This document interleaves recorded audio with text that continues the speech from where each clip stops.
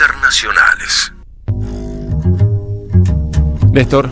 Bueno, impresionante el desfile que hubo en Moscú. Suele pasar por el aniversario del fin de la Segunda Guerra Mundial, o lo que los rusos llaman la Gran Guerra Patria, y a este día, el Día de la Victoria, porque fueron 80 años, nada más y nada menos que de la derrota del nazismo, un 9 de mayo de 1945. Ya con la fecha empieza a haber una polémica. El ejército nazi se rindió en Francia el 7 de mayo, cuando ya en Rusia era el día 8.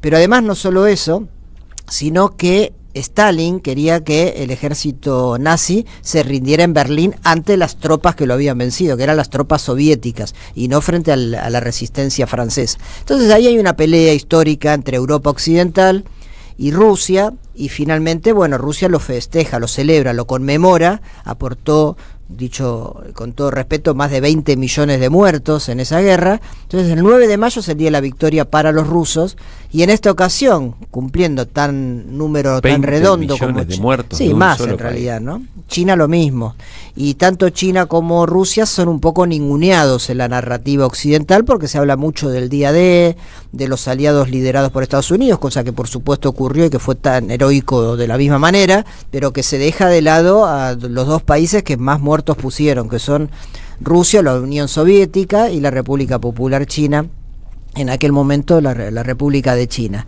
La cuestión es que hubo miles y miles de soldados desfilando en Moscú. Hubo algunos que están combatiendo en Ucrania, o sea que también el discurso de Putin tuvo mucho que ver, porque uno de los argumentos que da para lo que sucede en Ucrania es la presencia nazi en Ucrania, que persigue a minorías rusas, y fue uno de los argumentos, no el principal, quizá el principal fue la ocupación de la OTAN, ¿no?, de Ucrania, pero uno de los argumentos que tiene Rusia para lo que ellos llaman la operación especial, que ha permitido conquistar parte de Ucrania, y bueno, se está viendo qué pasa con eso. Lo cierto es que estuvieron en Moscú casi 20 jefes de Estado, recibidos a todo trapo, muy particularmente el presidente de China, Xi Jinping, pero también de América Latina. Por ejemplo, estuvieron Lula da Silva de Brasil, Nicolás Maduro de Venezuela, Díaz-Canel de Cuba. Hubo presidentes de Asia, de países de Asia Central, ex repúblicas socialistas, hubo de África, y de Europa hubo solo dos por la rusofobia que tiene últimamente la Unión Europea, o históricamente fue el presidente y el primer ministro de Serbia, que no es parte de la Unión Europea, pero sí es parte de la Unión Europea Eslovaquia, y su primer ministro ignoró lo que le pedía la Unión Europea que no fuera, y estuvo presente. Fueron 20 jefes de Estado en general, ¿no? Bueno, un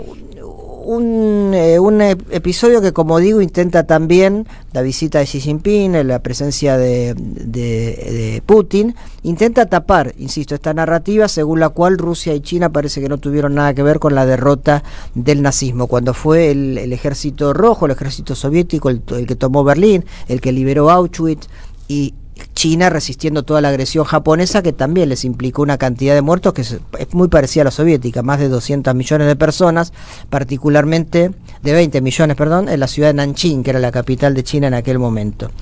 Todo esto hay que leerlo también, me parece, en el contexto actual de declive del occidente global, del norte global, y un ascenso de estos países del sur o países del norte geográficamente, pero que representan una voz alternativa al occidente global y al neoliberalismo.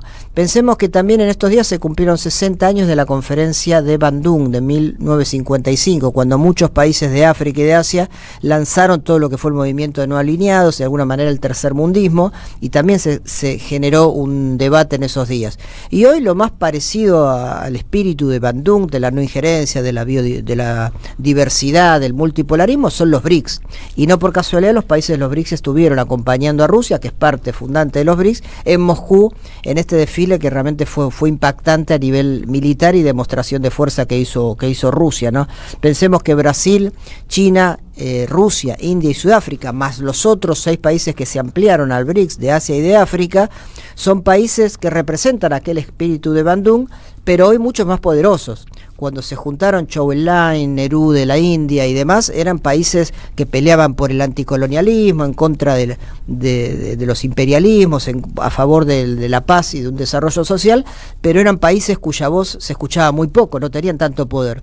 Hoy los países de los BRICS cobran relevancia por el poder económico que tienen Rusia, China, la India, el propio Brasil. Entonces ya su voz se escucha de otra manera, y esa caja de resonancia tuvo mucho que ver con esto que está pasando ahora, donde hay un discurso de guerra, un discurso como el de Trump y de las nuevas derechas, muy unilateralista y hegemonista, e imperialista si se quiere, y una voz de la sur global con mucha multipolaridad, con contradicciones entre sí, pero que apuestan a la paz y a la diversidad. Y eso es lo que me parece que fue la importancia del desfile militar de hoy en Moscú, en el Día de la Victoria. Lo que cuenta Néstor, sumamente interesante. Pues es que no tengo registro de esa participación de China en la Segunda Guerra Mundial. Siempre se ignoró. Pensemos que el eje incluía Japón, ¿no? Muy especialmente Japón. Había invadido China, había invadido Vietnam, había invadido Corea, había invadido partes del sudeste asiático. Bueno, China era la pieza más apetecible por su tamaño, por su mercado, y masacraron gente a rolete.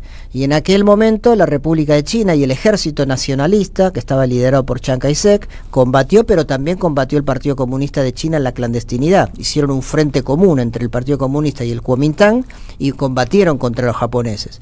Y es muy heroico todo lo que hizo tanto el Partido Comunista, más el Partido Comunista en realidad, porque ¿qué hacían los nacionalistas? Los nacionalistas peleaban a los japoneses, pero si podían matar a un comunista lo hacían.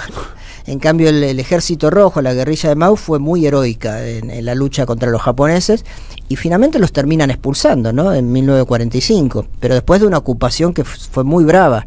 En Nanjing, que te dije que era la capital, hubo una masacre sola de pocos días que mató a 300.000 personas, en muy poquitos días, y hay un museo que conmemora eso en Nanjing, y después en el resto del país también. Y esa historia está oculta. Cuando se habla de Japón, se habla de Hiroshima y Nagasaki, que es el final, pero antes hubo varios años de invasión japonesa en todo ese territorio asiático, que lo lideró, la lucha contra eso lo lideró China. Más allá de las posiciones, me avergüenza como occidental la ignorancia que tenemos o cómo nos han mantenido oculto todo eso. Vos en las universidades, aún en la propia UBA, se habla de pensamiento crítico, se habla de tanta... No existe repasar patrón, modos de vida, de organización social y política. Ha sido eurocentrista, podemos decir occidentalocentrista, y toda la historia de Oriente es todavía hoy bastante desconocida, ¿no? Pero me parece que eso está cambiando, insisto. Cuando querían alzar la voz estos países hace 30, 40, 50 años, era una cosa. Ahora cuando la alzan ya están todos mirándolo, más allá de las descalificaciones que a veces reciben, pero son una voz muy relevante en lo que está sucediendo en la Tierra. Gracias, Néstor. De nada. Que vuelvan las ideas.